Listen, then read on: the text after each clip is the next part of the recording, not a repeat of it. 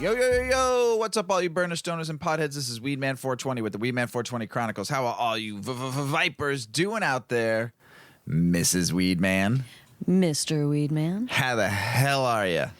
Doing all right. Doing all right? Yeah. I love it. You? I love it. I'm doing You're great. doing great? I'm doing great. You want to know why? Why? Because we're about to get normal. That's right. So we are smoking today some peanut butter breath that was grown by Big Earl himself. So everybody out there in the world, hope you're smoking some big fat doinks while you're listening to the show. Mrs. Weedman's going to light that bowl up while I talk a little bit about peanut butter breath. Peanut butter breath is a 50-50. Is a rarely evenly balanced hybrid created through crossing Do-si-Do's and Mendo Breath F2 strains. With this bud, the name says it all. The flavor is nutty and earthy with a rich herbal overtone. The aroma follows the same profile with the earthly herbal overtones that are accented by rich nuttiness. Sounds like me, nuttiness. As soon as you exhale, the effects of peanut butter breath will sink in. Mrs. Weedman's feeling that sinking in right now. Starting with a cerebral lift before spreading through the rest of your body in tingly waves of energy. Ooh. These tingles start in the back of your neck and spine before spreading their buzzing tendrils throughout the entirety of your body, leaving you hopelessly relaxed, kicking back without care in the world. That is until the munchies hit. Mrs. Weedman's favorite. But be sure to have some snacks on hand since you won't really be able to get up off the couch to hunt for this at any point. Looks like I'm going snack hunting for Mrs. Weedman. With these long-lasting effects and its high, it ranges between 18 to 28% average THC level, but PBB, peanut butter breath, is often chosen to treat conditions such as appetite loss, nausea, depression, chronic stress, or chronic pain. This bud has a long grape-shaped olive green nugs. Oh, yeah, it did. Yep. And does, with bright orange hairs and coating of thick, frosty, white-purple tinted crystal trichomes. So, some of the effects are body high, cerebral, hungry, relaxing, uplifting, chronic pain, depression, loss of appetite, nausea, and stress, herbal, pine, and woody for the flavors. Aromas are earthy, herbal, pine, pungent, and woody. And that is peanut butter breath grown by our friend Big Earl. I'm going to rip this bowl real quick, and Mrs. Weedman's going to say hello. Hello, everybody. I just had a couple nice hits off of that steamroller, and I could taste some piney herbal, definitely, and maybe gassy, but the description didn't say anything about it being gassy. No.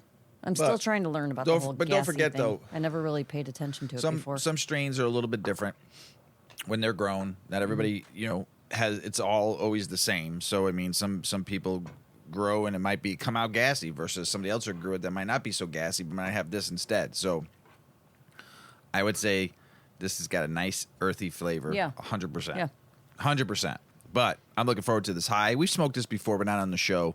I actually smoked it on the Grow Hour show with Big Earl. I think the first weekend we had it. So, but it's a good strain. I'm looking forward to feeling the effects and watching Mrs. Weedman devour a bag of Doritos later.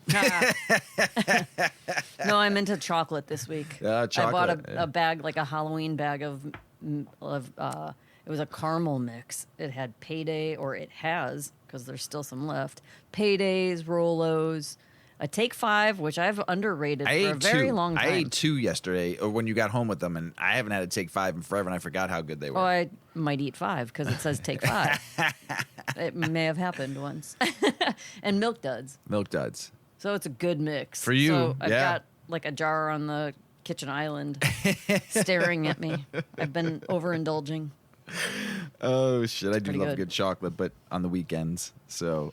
Mr. Weedman is so full of self-control. I cooked a good shrimp scampi tonight. Yeah, he did. I did. He did. We bought a kit. We're not saying the name because the company bites. Yes, but it's a meal kit that came to our house. It wasn't bad though.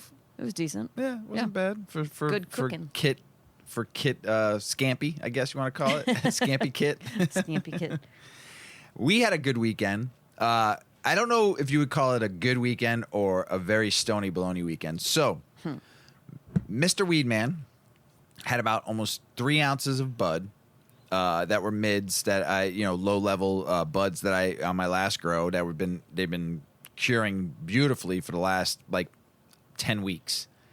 And I wanted to make some butter and use it. So decided to make some butter, and I didn't use any sugar leaf. Sometimes I add sugar leaf and stuff like that too. I didn't use any sugar leaf. I used almost the 3 ounces of flour. It was all beautiful, all buds, crystally as hell, flavorful, and just, oh my gosh, it was great. We were smelling it, and when we decarbed it, the whole house smelled.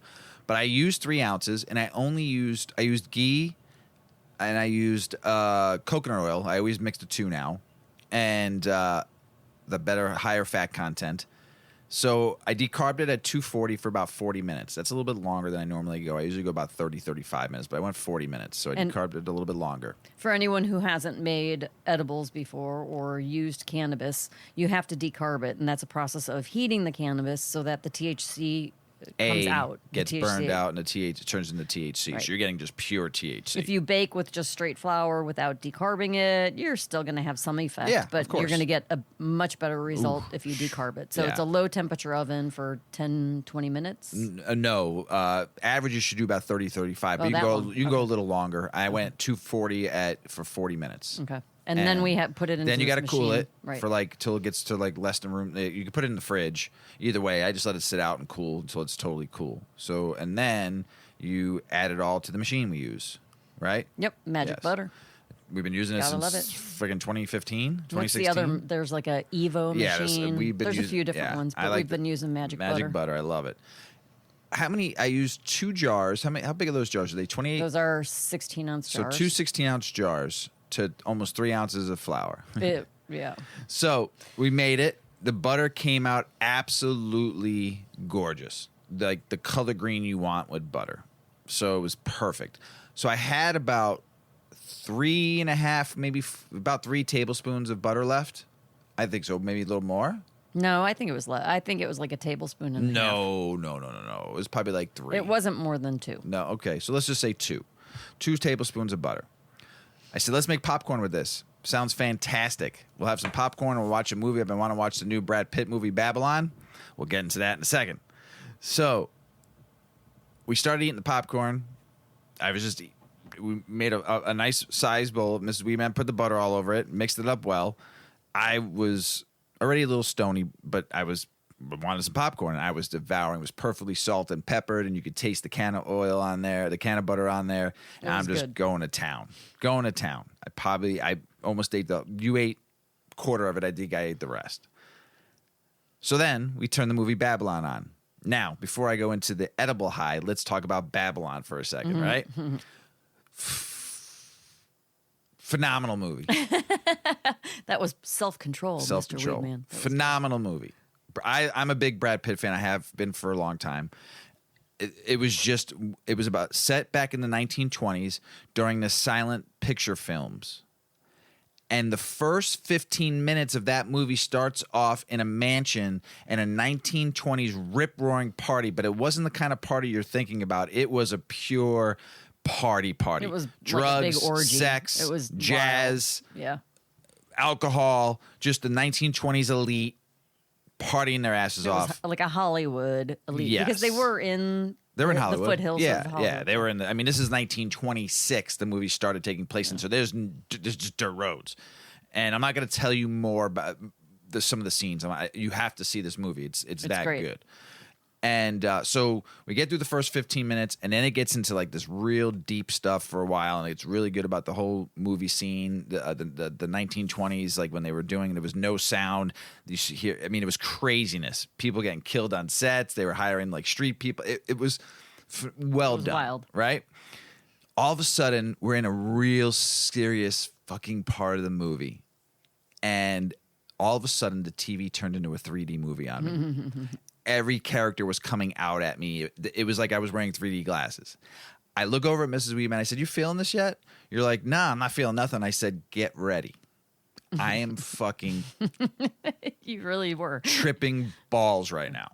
Like high, like this is gonna be a long ride. Like I think you even said like this isn't gonna be good. This is not. Yeah, this is gonna be a doozy of a high. It was like a uh-oh. This movie I do not suggest watching as high as I was, because it'll fuck your head up. It was that good.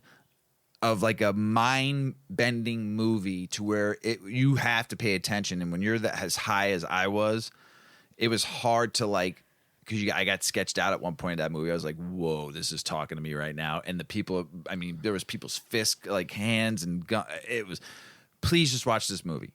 Watch it high. You have to because it's that good. Just don't be as high. Now, how high were you when it finally kicked in? So when it finally kicked in, I couldn't remember what I was watching.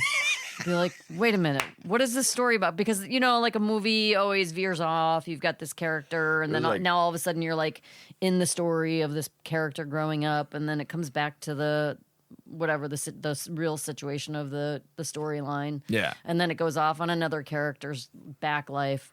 And every time it did that, I thought I was watching a different movie. Mm-hmm. I could not keep track. And I'm like, wait, what is this? I had to keep reminding myself, what is this movie about? I don't even know what I'm watching right now. And I was entrenched in this movie. I was so... But it was great. And then I'd get my brain back. But I was pretty... Oh. Yeah. So... It was rough. The movie was... So we get to this it's a 3-hour and 10-minute movie. It's long. And we started that movie at 10:30. Yeah, way too late. Like 10:30, 10:45. It's now 1:45 and I'm zooted. And there's 16 minutes left in that movie, and I'm like, I gotta go up to bed right now. Yeah. Like, let's go. There's 16 minutes left. We'll watch it tomorrow. I need to get into bed and crawl under some covers because I am absolutely just so zooted right now. I cannot think straight. I can't function. I can't even concentrate on anything right now. I need to just crawl in bed with you and Yuki. And I don't even care. I don't even want to brush my teeth. I don't even turn on water. Nothing. We went up. You're like trying to fix the basement. I'm like, just tomorrow. Oh, yeah. I kept like trying to clean everything up and then put all blankets away. And it was crazy. Then I come downstairs because you forgot something. And I came downstairs and started doing dishes. And it's 2:00 in the morning. And you had to be up to an appointment at 9:30 a.m. I had to be out of the house. And it was now after 2:00 in the morning. You're screaming at me, not screaming. You're calling down to me, going, "Come to bed. What are you doing?" I'm like, "I'm washing Yuki's dish." I kept thinking you were gonna die because you're like, "I'm really, really high." I'm like, "Are you all right? Where are you?" I felt like I was like on 50 milligrams of edibles. I thought. And I've never taken 50 at once. I definitely felt more high than maybe the skunk bus was, but the skunk bus I was gradually, like, you're just smoking throughout the day all day long, and there were no edibles. It was all smoke, and which is a really different feeling. Yeah, you didn't take an edible that day. But you didn't take one. I've never taken that quantity of edible at one time. No.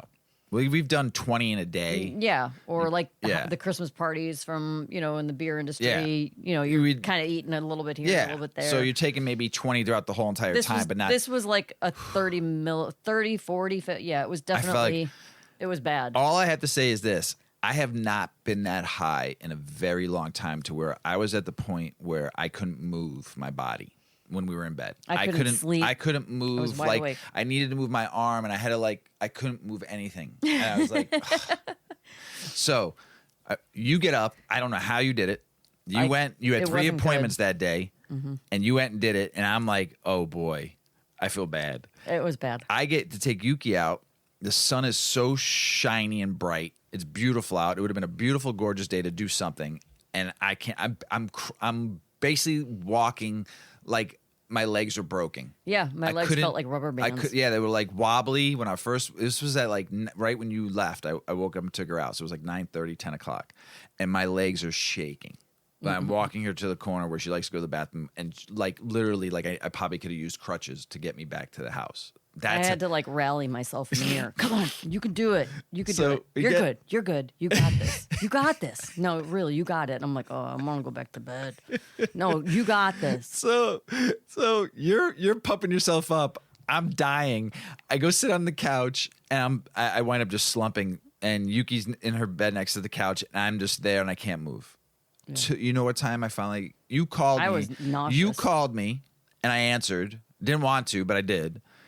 And I talked to you for like 10 minutes, and you're dying. I'm dying. Then you hang up, and 10 minutes later, O-Dog calls me, and she said that, what are you saying right now? I can't understand. You were jibber-jabbering. I was slurring. I was literally like slurring my words and literally fumbling at what. And O-Dog calls me, and she goes, I can't understand a word you're saying right now. What is wrong with you? How stoned are you right now? And I said, I don't remember how high I was. Yeah, it was almost like it just kept hitting us. Like I'd be good for a while. I'd be good for maybe an hour, and then I'd get this 10 or 15-minute wave of like, oh crap, I'm freaking stoned right now. And my eyes were all bloodshot in the morning. I looked like a wreck. I couldn't, honestly, when I was with my clients, I was embarrassed because I knew that I looked like I was high. And I was. And I couldn't talk. I was still so high that words were not getting together, or I was kind of talking like slow motion and like slurring. Everything was just. How was the paranoia? How was your anxiety when you went to the grocery store? Because you went grocery shopping too, because we needed food. Yeah, I don't even remember it. I couldn't remember the house. That's kind of. Because then you dropped the groceries off, and I had to put them away, and I was so confused. It was also for a moment. It was too much. It was too much. So. This is a good lesson though, because you think, hey, they're experienced cannabis users. They've been using this for years and years and years. Mr. Weedman consistently for so many years. I'm consistent for 10, 12 years now. 12 years now. I mean, we are regular cannabis users every day. I don't know a day that I don't use it. And we overconsumed. Yep. And it is a shit show. And it's not fun. And you just want it to end. And we had CBD in the house. I don't know why we didn't smoke it, but I don't know. We just wrote it out. I didn't want anything. We just wrote it out. The only thing I could put in my body was water, and I hardly can get that like in my mouth. Right. I didn't start feeling like the high was coming down until I woke up Monday morning, like it was finally going away. Over 24 hours. That was. I mean, for a patient that needs that kind of medication, I'd be happy to give them some of this butter and pour it on some popcorn. It's because of the good fats that were used, it helped. We used nothing. We didn't use any We didn't use any shake. We didn't use any leaves. I used straight bud, decarbed it for 40 minutes, which I very rarely do. I think I've only done that one other time. Decarbed it even more than normal. And then the way the butter with the ghee and the coconut oil absorption, with the sunflower lecithin and all that stuff with the binding, this butter, it was good. Is delicious. I need to now know, like when we make our regular edibles, how much to truly we're going to use on this. Well, we ate the whole bowl of butter, thinking, "Oh, we'll be fine." We did. We just really miscalculated. So, anyone who has consumed recently for the first time, or you're in your beginning stages of consumption, and you don't really know what it feels like, you have not clearly identified what being high feels like and how that translates within your body and the way that you behave and the way that you could talk and think. And I mean, it is a learning curve. Yep. And so here we, very experienced, overconsumed. Anyone can do it. And you know what? Don't give up. Because I hear a lot of people that they're like, oh, I got sick on it one time. I'm never doing it again. Give it another try. Go low. Go slow. Start low, go slow. Start with flower. Have a joint. If you don't like it, it's gone in 45 minutes. That is my end-all, be-all suggestion for any beginner. I know everybody doesn't want to smoke, but honestly, I just think it's the most controlled way to consume and the best way for a new consumer to get familiar with the feeling, because it's here and it's gone. Yeah, because if you take an edible and you take like a 10 milligram and you ain't used to it, or if someone gives you an edible, it's there for 6 hours. And you eat that whole thing, you're dealing with it. Once it gets into your liver and goes through your bloodstream and transfers, you gotta ride it out. You're gonna be riding out for at least 6 hours, maybe 10, depending on how your body. And we hated it, and we know what we're doing. So if you don't understand the feelings that you're going through, like that's the people that end up in the emergency room because they think they're dying, right? Yep, 100%. So you're not gonna die. Go to bed and try again. Yeah. Give it a couple days rest and try again. I mean, we've talked about this so many times about edibles, and it happens to even people that consume every day. Yep. So just know that we're the same as everybody else. You overconsume, you're going to get fucked up. So it'll go away. Speaking of that, of the F-bomb, I posted something on my Instagram today, and I thought it was pretty funny. And it's from the Squid Games, and it said, for your next game, you must successfully work an entire shift without saying the word fuck. Good luck. And I posted, I fail on this big time, every podcast we do, I say I'm not going to F-bomb, then I get stoned and I start F-bombing. So I listened to episode 138 just to review it, and I think I said the F word like 36 times. Oh. In an hour and 15 minutes. So first and foremost, I do use the F-bomb, or I don't F-bomb it at all. It's just in my conversation. So first, if you're offended, I apologize for all the past episodes that I've used the F-bomb way too much. So I apologize. Don't stop listening. I'm going to try to get better. I can't promise anything because when I get higher, I get more Fs out. So, and Stan Lee, the creator of Marvel Comics, he wrote all the comics and created all the characters. At 98 years old, he did one of his last videos in a cartoon style saying he wanted to make sure the word fuck is in the dictionary as an everyday usable word because it's the word you can use with every sentence. Every sentence. Try it. It's a great word. And I don't get offended by it when people use it at all. So unless they're telling me to go F myself, then maybe a little bit. But everything else about the F word is amazing. So I apologize. Another thing too is I posted something about this came out of 5 different articles that I found about THC gummies sold at Montgomery County tobacco stores test positive for heroin and fentanyl. First and foremost, I want to apologize because I should have made it clear in my caption that it was Delta 8 THC gummies. So it wasn't Delta 9 THC gummies that you buy at a dispensary. It was bought at a smoke shop, a head shop. And I've done many articles and I've did many, the snake oil salesman. And my preface to that post was to always check to see if it's been tested and it's regulated in your state, and that product you're buying from a head shop or from a smoke shop or a gas station has been tested by a legal testing facility. That was my point where I was getting at. It wasn't about it being a fake article. It wasn't about I took it off of Fox, not Fox News, but Fox News Station in PA. So, and there was 4 other articles with that as being the 5th one on there. And it's the DA talking about they found heroin and fentanyl and Delta 8 THC gummies bought at a smoke shop. Don't use this brand. Here, the packaging, if it's been tested, it would have a QR code or a label saying it's been quality tested by this company. Remember that. So when you're going to these head shops, I'm not dissing them. I'm glad they're allowed to sell CBD products derived, Delta 8 and all of them. So I'm happy for them. It gives them a playing field to sell something that. But the thing is, where are you getting this from? Is it quality? Did something happen with it? Did this get tainted with something? There's a lot of shit coming into this country right now. We don't know where it's coming from. So reputable sources. Make sure it's quality tested. And we spent 23 minutes on a story about a movie and getting edible high. It was amazing. So we might cut it a little short, might make it a little longer. Stay with us. I'm pretty baked, but this one's about early career mentorship in the cannabis and beyond. So here's what I'm going to talk about when it comes to mentorship. When you mentor people in life, you're guiding, coaching them to move forward and get better. And you might only be a mentor a short period of time in their life. It might be for a year. It might be for a day. It could be for 10 years. It could be you might find a mentor for life, a coach and a guide. In these cannabis fields, we talked about this on the last episode, and I also want to apologize by my outburst of how upset I was about people getting laid off. Apologize about that too, because I threw, I think, like 10 F-bombs in the row on the end of that and got mad because I hate seeing people lose jobs and have to now struggle. So, but this mentorship that they need to understand in cannabis is instilling good programming and good ways for them to grow in the cannabis industry, because there is a lot of stigma still when they leave something else that was not stigmatized or looked at. They come to cannabis and their family might shun them.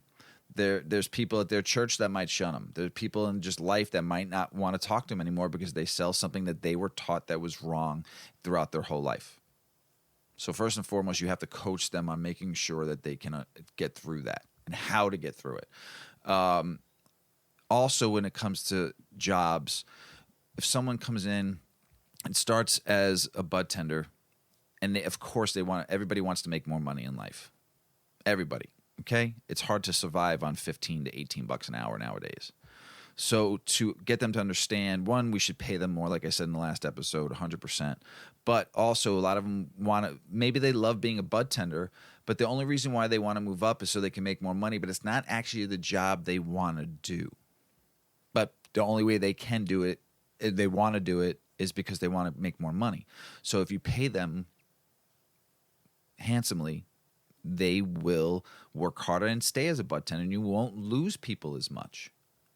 So if you navigate that problem and pay them better, or make sure they understand the process of them moving up in levels of the company too. Explain that, hey, this might take 2 or 3 years, and you know what? They might get upset and they might not want to take the job or work there, but that saves you time also, and then time also to go find something different. And you actually hiring, training, and putting a lot of hours into them, and then they just leave 2 months later, and you just invested all this time and money into them. So if you're upfront with them from the beginning, I think they'll understand better, and let them know that cannabis isn't a cushy job, and provide good learning and resources for your employees at cultivation, at dispensaries, at wherever in life, but provide them with learning tools to help them get better at their trade. Offer them, I wish companies offered me Excel courses and PowerPoint courses where I didn't have to pay for it at school. Some companies did, but they wasn't with an experienced teacher. Even though they knew what they were doing, they just took another employee to teach us, and not everybody can teach. That's another thing too. Not everybody can teach well, and it's hard. So ensuring that executives will pave the way for the next career paths of generations to come. You executives are looked at because you're the CEO or higher ups in the company, and these people maybe want to become what you are. Maybe they want to own their own company. Help them do that. Don't take that away from them. If that's what they truly want to do, show them, guide them. They could be the next company, and they learn from you, and you could teach them how to go own their own company one day, and they can start something cool for themselves and the people they love and care for, and hire new people and do the mentorship program you taught them. And that's how we're going to keep generation of jobs and keeping this industry whole and safe. So I'm going to move on before I get emotional and start throwing F-bombs. Antibiotics and cannabis. Yeah. Can or can't we, or what do we do? I like this strain. This is a good strain. We might smoke this strain. Making you chill. Yeah, we might smoke this strain maybe like 10 more times on the show. Thank you, Earl. Why, it's keeping you mellow? No, it's a good strain. Like it? This is a nice strain. Yeah. Good. I do too. Cannabis and antibiotics. What is the deal? Can you smoke pot while you're using them? This article was written by Kiara C. So here I am, like trying to quote the authors, but their name isn't even listed. Anyway, thanks, Kiara. Experts weigh in on this question of whether or not it's okay to indulge in cannabis while on antibiotics. As we all know, alcohol consumption is a no-no while on medication. But what about cannabis use? It is crucial to be mindful of drug interactions. There's a need to be vigilant of your consumption when taking medication. Combining certain substances can result in adverse reactions or heightened effects.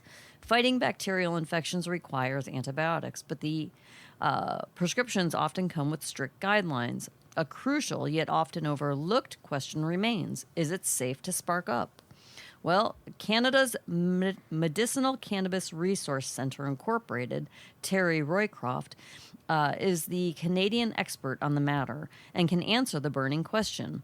With over a decade of research and study on weed, Roycroft and the MCRCI team work closely with doctors who specialize in the medical use of cannabis. Fortunately, according to the expert, smoking cannabis while on antibiotics may not be as harmful as previously believed.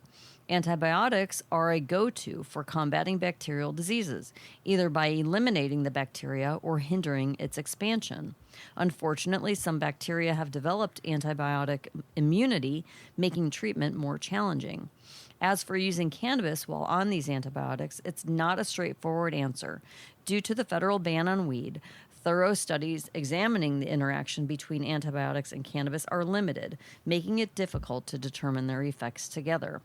As Roycroft explains, everyday substances can interact with medication, citing caffeine as an example, with 82 recorded interactions, some of which are moderate to severe. The UK's National Health Service advises caution while consuming alcohol on antibiotics, with only 2 medications, metronidazole and tinidazole, requiring complete abstinence from alcohol. Even seemingly harmless fruits like grapefruit can negatively interact with antibiotics and other medications. Grapefruit's impact on drug metabolism, including antibiotics used to treat infection, led experts to use it as a benchmark for studying the interaction of cannabis. Roycroft notes that this fruit can interfere with the effectiveness of several medications. Contrary to popular belief, cannabis has very few interactions with antibiotics, says Roycroft. The few interactions that have been identified are mild, and doctors are even exploring the possibility of enhancing the efficacy of antibiotics with the addition of cannabis. How about that? Could you imagine if you'd have to take less medication because if you consumed cannabis, it increases the effectiveness? That'd be pretty sweet. Yeah. Roycroft shares how combining cannabis and antibiotics can lead to positive results. When treating patients on pain medication, the introduction of cannabis often halves the dose of antibiotics while achieving the same benefits and reaction as with the total quantity. While interactions between antibiotics and cannabis are mild, they can still be felt by those who choose to mix the two. Jessie Gill, a medical nurse specializing in medical marijuana, warns that some macrolide antibiotics may interact with cannabis. In Gill's words on Quora, marijuana inhibits a special enzyme in the liver, cytochrome P450. This enzyme is used by many medications, including some antibiotics, meaning the effect of the medication will be increased and the risk of experiencing side effects and adverse reactions will be higher. So what about consuming CBD? Surprisingly, studies reveal that CBD may possess antibiotic properties. According to Newsweek, Australian scientists discovered that cannabidiol effectively killed several strains of bacteria, including those resistant to traditional antibiotics. The findings are intriguing, but there's still a long road ahead before it's determined that CBD can fully replace antibiotics. A senior research chemist at the Center for Superbug Solutions, Mark Blaskovic, remains cautious about these findings, telling Newsweek, "We still don't understand how it works, and it may have a distinct mode of action against bacteria resistant to other antibiotics, but we just don't know yet." Blaskovic adds that so far, research has only demonstrated its effectiveness on skin surfaces. We need to prove it can treat systemic infections such as pneumonia or complicated tissue infections that require oral or IV dosing. Unfortunately, early studies have yet to show promising results in these more challenging scenarios. So, should you use cannabis while you're on antibiotics? Here's the answer. According to Rycroft, there is little to worry about when it comes to mixing cannabis and antibiotics, although some individuals may feel heightened side effects from the medication. The Medicinal Cannabis Resource Center Incorporated has patients who use both, and they do not advise stopping their cannabis consumption. It's up to the individual, though, to determine if they want to mix, and consulting their medical professional is always a safe bet. However, using grapefruit as a benchmark can help determine if there could be a potential conflict with medications. If there's a warning against consuming grapefruit with your antibiotics, it may be best to avoid combining with cannabis. It is evident that the relationship between cannabis and antibiotics is not as severe as one might expect, although some mild interactions have been reported. So, basically, just talk to your doctor.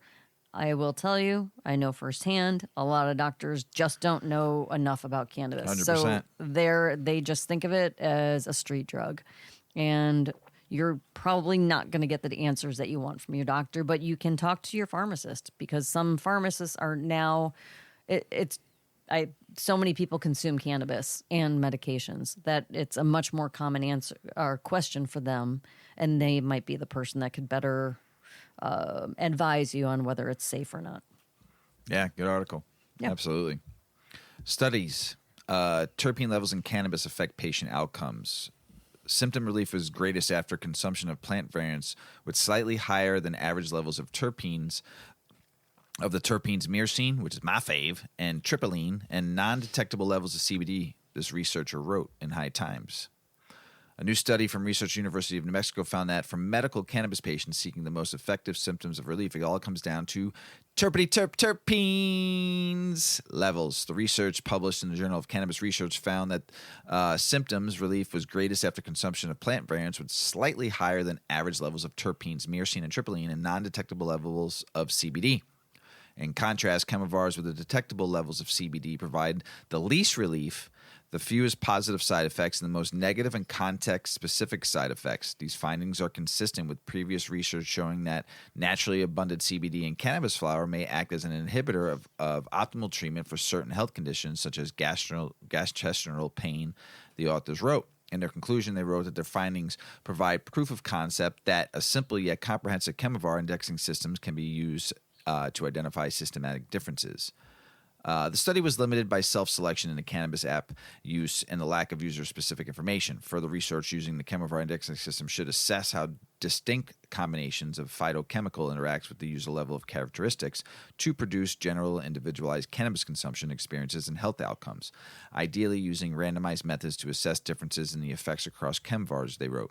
Terpenes are defined as the primary constituents of essential oils and are responsible for the aroma characteristics of cannabis. Together with cannabinoids, terpenes illustrate synergistic or entourage effects, and their interactions have only been speculated for the last few decades. You can read more about that and published at the National Library of Medicine in 2020. Hundreds of terpenes are identified that allude to cannabis sensory attributes, contributing largely to the consumer's experiences and market price. They also enhance many therapeutic benefits, especially as aromatherapy. Normal noted its own write-up about the study from researchers at the University of New Mexico. Data demonstrates that select terpenes can modulate cannabinoid activity to produce enhanced therapeutic effects. Normal also cited a case report published last year about that an autistic patient responded more favorably to cannabis extract containing select terpenes as compared to extracts without them. Aha. Mm-hmm. So that's participants in the study, University of New Mexico, self-administered the cannabis and reported the results on a software program.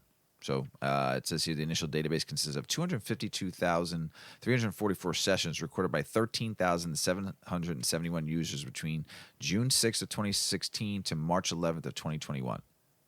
That's pretty cool. Mm-hmm.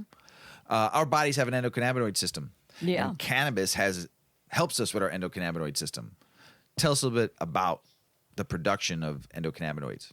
This is actually very fascinating. People produce endocannabinoids, similar to compounds found in cannabis, that are crucial to many body functions.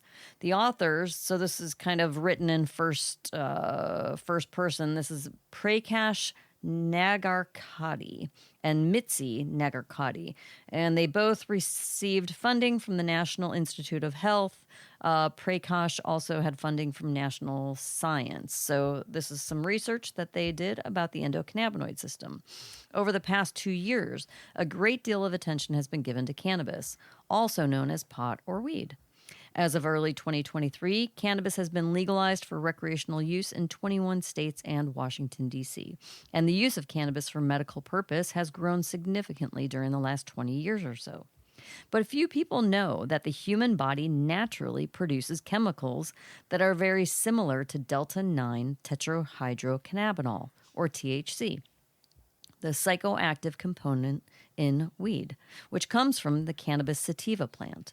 These substances are called endocannabinoids, and they're found across all vertebrate species. Evolutionarily, the appearance of endocannabinoids in vertebrate animals predates that of cannabis sativa by about just 575 million years. That's all. It is as if the human body has its own version of a cannabis seedling inside, constantly producing small amounts of endocannabinoids. The similarity of endocannabinoids to THC and their importance in maintaining human health have raised significant interest among scientists to further study their role in health and disease and potentially use them as therapeutic targets to treat human disease. THC was first identified in 1964 and is just one of more than 100 compounds found in cannabis that are called cannabinoids. Endocannabinoids were not discovered until 1992. Since then, research has revealed that they are critical for many important physiological functions that regulate human health. An imbalance in the production of endocannabinoids or in the body's responsiveness to them can lead to major clinical disorders, including obesity, as well as neurodegenerative, cardiovascular, and inflammatory diseases. We are immunologists who have been studying the effects of cannabis, cannabinoids, and vertebrate endocannabinoids on inflammation and cancer for more than 2 decades. Research in our laboratory has shown that endocannabinoids regulate inflammation and other immune functions. So, what exactly is the endocannabinoid system? Well, it's a variety of tissues in the body, including your brain, muscle, fatty tissue, and immune cells, which produce small quantities of endocannabinoids. There are 2 main types of endocannabinoids, the anandamide, or AEA, and 2 arachidinoyl, glycerol, known as 2-AG. So AEA and 2-AG. Both of them can activate the body's cannabinoid receptors, which receive and process chemical signals in cells. One of these receptors, called CB1, is found predominantly in the brain. The other, called CB2, is found mainly in immune cells. It is primarily, though, the activation of these 2 receptors that endocannabinoids control many bodily functions. It is primarily through, did I say that? Twice. Whee! See, I'm paying attention, yeah, right? You are, right. Okay. CB1, CB2, immune cells and the brain, right? And it is primarily through the activation of those 2 receptors that endocannabinoids control many bodily functions. The receptors can be compared to a lock, and the endocannabinoids a key that can open the lock and gain entry into the cells. All of these endocannabinoid receptors and molecules together are referred to as the endocannabinoid system. The cannabis plant contains another compound called cannabidiol, or CBD, which has become popular for medicinal properties. Unlike THC, CBD doesn't have psychoactive properties because it does not activate, this is important, it does not activate your CB1 receptors in your brain, nor does it activate CB2 receptors. Okay, so this is not good. The CBD is not going to wake up your endocannabinoid system or interact with it, meaning the action on immune cells is independent of CB2 receptors. The euphoric high feeling that people experience when using weed comes from THC, activating the CB1 receptors in the brain. See, you need that. It's magic. Angels. Mm-hmm. But when endocannabinoids activate CB1 receptors by comparison, they do not cause a high feeling. One reason is that the body produces them in smaller quantities than the typical amount of THC in cannabis. The other is that certain enzymes break them down rapidly after they carry out their cellular functions. So this is why our own body, although we have an endocannabinoid system, we don't walk around feeling high all the time, right? That'd be pretty weird. However, there is growing evidence that certain activities may release mood-elevating endocannabinoids. Some research suggests that the relaxed, euphoric feeling you get after exercise, called a runner's high, actually results from the release of endocannabinoids rather than endorphins, as previously thought. That was a good one. Yeah.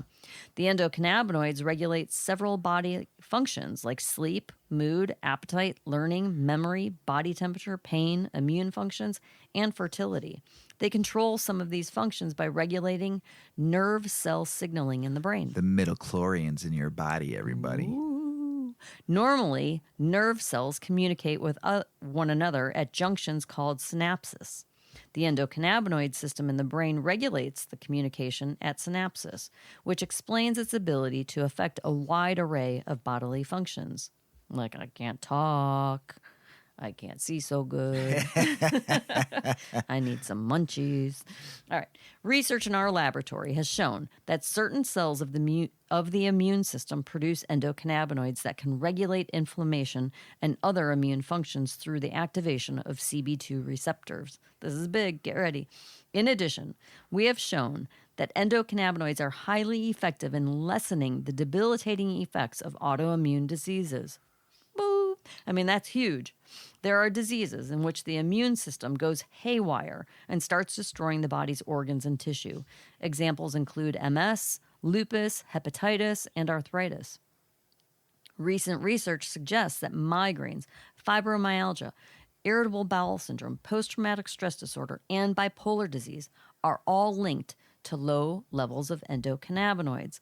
So, like you could have a hormonal imbalance, you can have an endocannabinoid imbalance or a low level. And cannabis can help increase it. So then all these things work. There's the medicine. Very cool. In a 2022 study, researchers found that a defect in a gene that helps produce endocannabinoids causes early onset of Parkinson's disease. Another 2022 study linked the same gene defect to other neurological disorders, including developmental delay, poor muscle control, and vision problems. Other research has shown that people with a defective form of CB1 receptors experience increased pain sensitivity, such as migraine headaches, and suffer from sleep and memory disorders and anxiety. Crazy. We believe that the medicinal properties of THC may be linked to the molecule's ability to compensate for a deficiency or defect in the production or functions of endocannabinoids. For example, scientists have found that people who experience certain types of chronic pain may have decreased production of endocannabinoids. People who consume cannabis for medicinal purposes report significant relief from pain because the THC in weed is the cannabinoid that reduces pain. It may be helping to compensate for the decreased production or function of endocannabinoids in such patients. Crazy. It's awesome. Deciphering the role of endocannabinoids is still an emerging area of health research. Certainly, much more research is needed to decipher their role in regulating different functions in the body. In our view, it will also be important to continue to unravel the relationship between defects in your endocannabinoid system and the developments of various diseases and clinical disorders. We think that the answers could hold great promise for the development of new therapies using your body's own cannabinoids. Pretty dope. Sweet. We're moving along now. Virginia in weed purgatory as lawmakers refuse action. Here's all I got to say, Virginia. If it's great that people can home grow. It's great that you're decriminalizing it. Just free it. Forget about companies coming in there and ruin it. Let people just home grow and give caregiver programs and let people grow out of their homes and make some money. Be smart, Virginia. You could be different. Not only being the first state in the South to decriminalize it, free it a little bit, free it all. North Carolina Senate Judicial Committee approved a bill to legalize medical cannabis. Cool. The South Carolina Senate Medical Affairs Committee advanced legislation to legalize medical cannabis. Yay. Medical cannabis is one of the biggest cash crops in Utah. Whoa. Washington Senate passing bill banning hiring discrimination for pot use. That's awesome, Washington. Arizona spent more than $1.4 billion on cannabis in 2022, driven by recreational sales. Yeah, because the med program is just falling apart. Iowa House Democrats proposed to legalize cannabis. I'm surprised they haven't done it sooner. New poll shows 2/3 of Republican voters support legalizing cannabis. Pshee. More than 8 million seized in illegal New York City pot shop crackdowns. That's the unlicensed cannabis sellers. So, outlook in 2023. They're saying possibly Massachusetts cannabis market bottoming out. That's going to happen everywhere eventually. Mrs. Wee Man, I want the perfect high. Teach me the perfect high, Mrs. Weed Man. Oh, my. Thanks. Feisty. Well, okay. Everything you need to know to get the perfect cannabis high, Mr. Weed Man. How'd it go? Mr. Weed Man. Hi. Oh, hi. Hi. Yeah, that's what I'm talking You want to get high? Well, finding the right balance when using cannabis can be tricky for regular smokers and beginners. We know. With flower becoming more potent and concentrate substances like oil and wax growing in popularity, finding the perfect cannabis high takes patience and practice. While a high tolerance user might require a large amount of flower to catch a buzz, it's easy for anyone to overindulge in edibles and extracts. That'd be us. Below, or within this article, they've created the ultimate guide to finding your ideal cannabis high. Regardless of your THC tolerance level or preferred ingestion method, you can dial in your experience with these helpful tips. So, tip number 1. Tips for flower users. Although THC content in flower has increased, there are ways to pace yourself and specific strains to pick to achieve your desired feelings. Small pipes like spoons and chillums are a great way to start smoking. Hits are more manageable for beginners, and they won't be as concentrated as bongs or bubble tokes. Strains will also play a large role in having mind and body effects. Newcomers should gravitate toward lower THC content strains like Blue Dream or Jack Herer, with THC percentages typically in the teens. If your tolerance is low, stick with pipes and take 1 or 2 hits every 10 to 15 minutes, allowing plenty of time to feel the effects in between and moderate your experience. That's why you like the steamroller. Yeah. Because you can moderate how much you take in. Avid smokers pay close attention to THC content, and top shelf options are now pushing 30%. Look for classics like Kosher Kush and Girl Scout cookies when in the market for potent plant material, and grab the bong for instant intoxication. Sativa-dominant strains like Durban Poison will sub in well for your morning cup of coffee, providing an uplifting, energetic high. Indica-dominant varieties are best suited for evening use. Kosher Kush and Death Star are famous indicas that provide heavy sedation effects and relaxed body highs. All right, finding the perfect edible high. The edible market is growing faster than any other industry segment, but proper consumption of these products remains extremely misunderstood by most of the public, even us. Well, it wasn't really misunderstood. We just had way too much. We knew what we were doing. Yeah, we did. When cannabis is consumed by smoking or vaping, the cannabinoids act directly with receptors in your brain to create instantaneous results. Edibles must be digested and processed by your liver, taking much longer to kick in and often lasting longer than other methods of intake. Newcomers to THC and edibles will want to take a cautious approach, like we already talked about, so I'm not going to go on and on about this, but starting doses, figure like 2.5 milligrams. Maybe you're a semi-experienced beginner. Then you're moving it up to 5 milligrams. I think you can stay at 5. Most people can stay at 5 milligrams for a long time, for a microdose and, getting through your days. Eating fatty foods about an hour before an edible helps speed up your digestive process and will provide cannabinoids more surfaces on which to bond. Most pre-made edibles contain about 10 milligrams of THC per item. That is a store-bought, not necessarily a home-baked item, right? And that can also differ in different states that have higher THC quantities. Absolutely. Taking edibles on an empty stomach will significantly delay results, so plan consumption around your meal. If common edibles aren't enough, consider extract capsules for the most potent and discreet option. These capsules are similar to gel cap pills and deliver enormous amounts of THC in a small package. Tips on coming down from a cannabis high. Almost every consumer of weed has a story of a time they used way too much. Luckily, this is very relatable. That's why I gave you this article. Luckily, these stories typically end with long naps, and it's important to remember that although you feel way too high, you're not in any real danger. There's also quick and easy ways to mellow out the experience if you've gone too far. CBD tinctures and vape products. Now, last week, on our last episode, we read a very new, fresh piece of research has found that this whole theory of you've had too much THC, have some CBD, and it'll counteract the THC, the psychotropic effect, and it'll calm your mind. Right? Well, now this study that we read last week said was about not edibles. Right. So if you have eaten an edible or smoked too much CBD or THC and you ingest CBD, so now you eat a CBD straight edible, it could actually increase the THC. So I think that because that article was so fresh in my brain when we ate the popcorn the other night, I was like, oh, I don't even know about CBD. I can't even think about that. I didn't want nothing. I just didn't want anything. I was going to write it out. Right. And here's the thing. Don't forget those levels of CBD that they put in that testing was like 640 milligrams. That's a lot. So, so it could. It might not be super. It's one study. We've also read and researched that if you take too much CBD, it can give you psychoactive, just like regular THC. Right. If you overdo if you have a ton of it. Yeah, 640 milligrams might be at 500 milligrams. Maybe 100 milligrams might be someone's threshold on where it gets them to that psychoactive effect. So we did read that on prior episodes too. Yeah.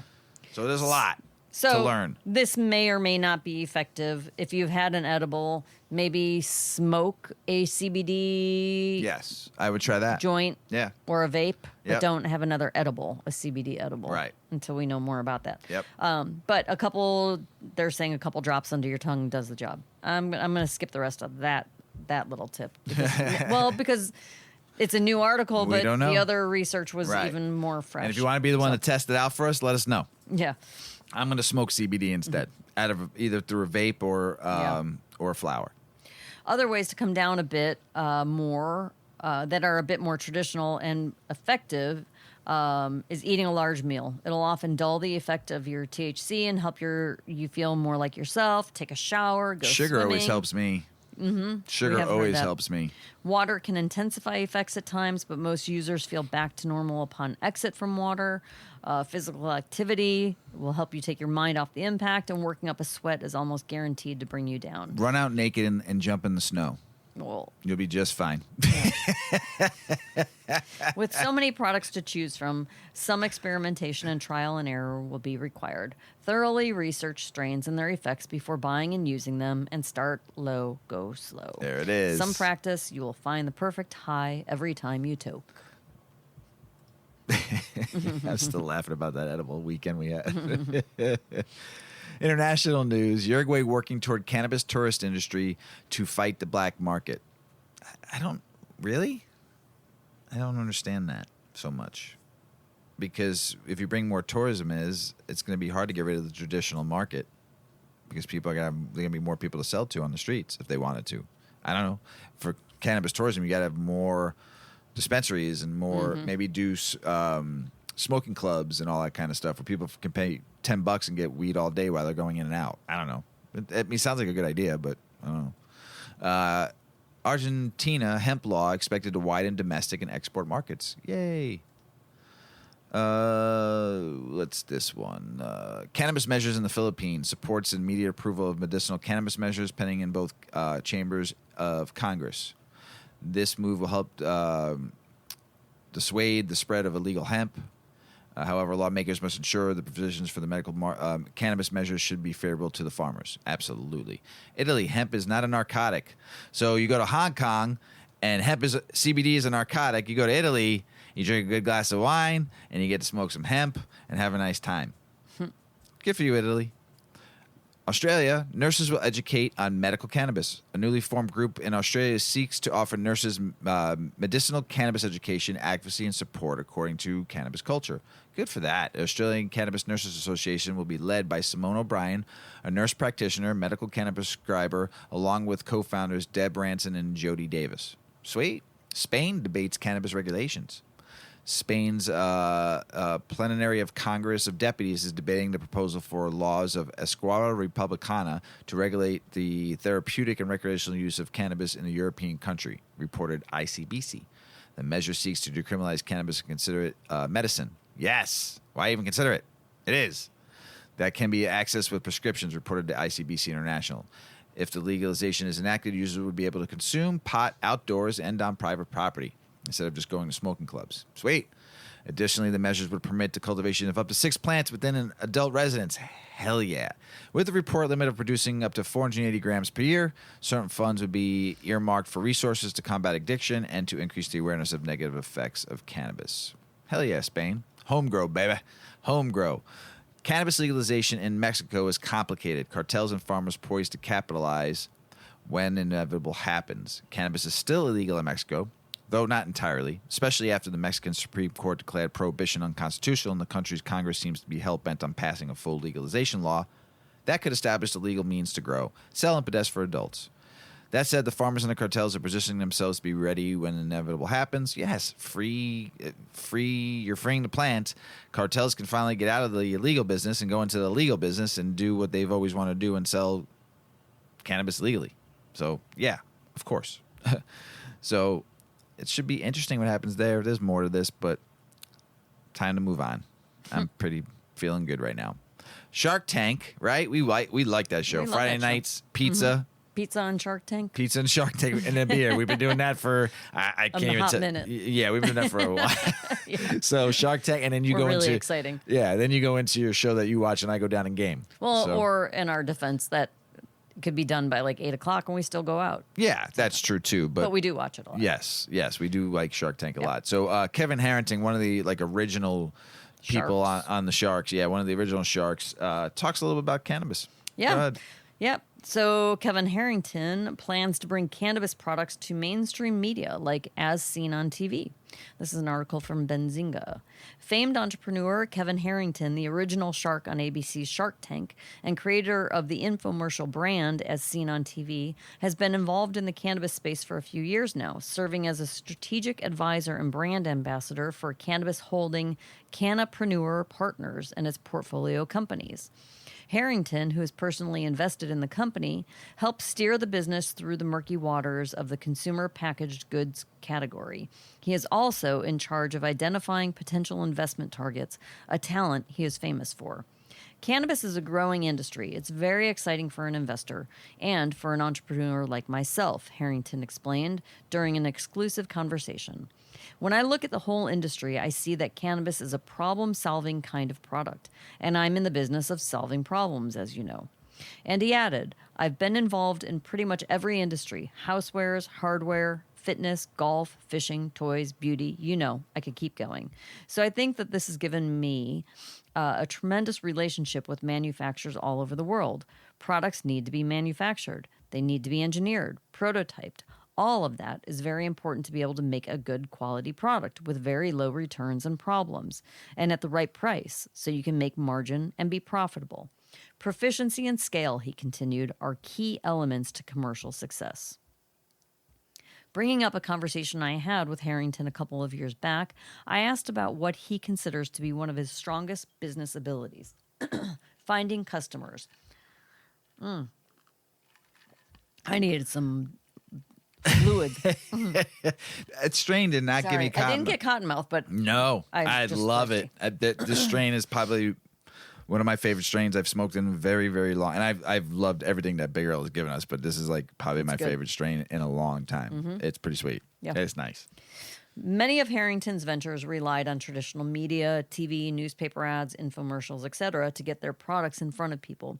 But cannabis cannot, for the most part, be advertised in the same way. I wondered how he plans to work around these well-known limitations. Thrilled with the question, he answered unhesitantly. It was clear he'd already given this matter much thought. As we look at the cannabis space, there's blacklisted products for Facebook and Instagram. So we actually have now also invested in an ad network that is for blacklisted products, he said. This has been a big challenge for many companies. Fortunately, the shark likes a good challenge. When prompted about cannabis products being sold on As Seen on TV style shows, the entrepreneur once again jumped at the query, explaining hemp products are already being sold that way. I do believe that at some point more and more kinds of cannabis products will eventually find their way into mainstream media, he voiced. As we start doing some of these blacklisted exchanges and things like this, we're going to be breaking some new ground, and it may open the eyes of some of the others who are out there. And as more states recreationalize the laws, I believe the federal situation is going to change also. So I just think that it's the people that get in on the ground floor now that are forming the relationships and the distribution networks. This is a chance for us to do some learning and connecting and planting a lot of seeds. And yes, we will build something, a business, and make money along the way. So it'll be interesting. I don't know anything about that blacklist sites. I have heard of a couple new social media platforms where people are advertising cannabis. Right. So maybe there's things that's already in the works. We'll see. The more people support it, the more it'll get stomp that stigma, right? I mean, he's a Well, the big name. problem is that an ad airs across the whole U.S. and Right. not every U.S. state has legal cannabis. Right. True. So they can't. That's the biggest dilemma. Right. Do it in the states that allow it. You know. Yeah, they can control that, can't they? Yeah, they could. And they only get paid. advertise. They get in- paid for you in pay different. You per can pay. state, You pay in right. different markets. You don't even have to do out the whole yeah, state. you do a market, right? You want to just do big markets, and you could do every city on the West Coast if you want to do major city or something like that. If you want to do smaller markets, you do whatever. It's up to you. Where And you then spend, it comes down to the federal regulation. right where you spend your money at, you know, Right. and how you want to do it. So, wow, I thought we were going to go long. It's pretty good. We did. We kept it. Kept it where we Good wanted time. to. Yeah. Sorry for the long. We try to keep our show around an hour. Yeah, we do pretty We know well. people are busy. Yep, we know it. So, got anything else to say, Mrs. Weed Mine? We are so happy that we got another show together. Yeah, We're so happy that I I'm- did this show on Sunday night, like around 7:00, miserable. Oh, like putting all the articles together. Putting and everything stuff, together, putting the show format together, reading everything I wanted to talk about, and I mean, I was miserable doing it though. I'm not gonna lie, everybody, fucking miserable. It's my fifth F-bomb of the show. Not bad. Not bad. I've had my moments too. Or I get into the like. I say like every other word. Oh right. man, We're not scripted. We're just we just do it. Just we talking. just are who we are, right? right. But you were saying something. I don't know. You don't know? Just All right. that another great show. Yeah. Hopefully you guys are enjoying it. Oh, Yuki got her stitches out. Yuki got her stitches She's out. able to play. She's a wild woman Miserable again. 10 days with that dog because all that She just poor wanted dog to wanted to do play. was play.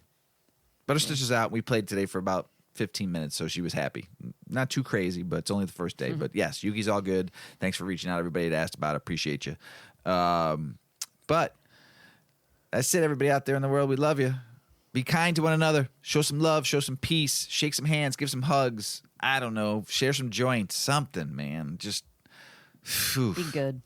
Be Just good. Stay well. Help one another. Yeah, stay well, stay healthy. Beautiful day here in Chicago again. Everybody out there in the world, we love you. As Paulie always says, smoke smart. Puff, puffing away. Puff, puff, pass.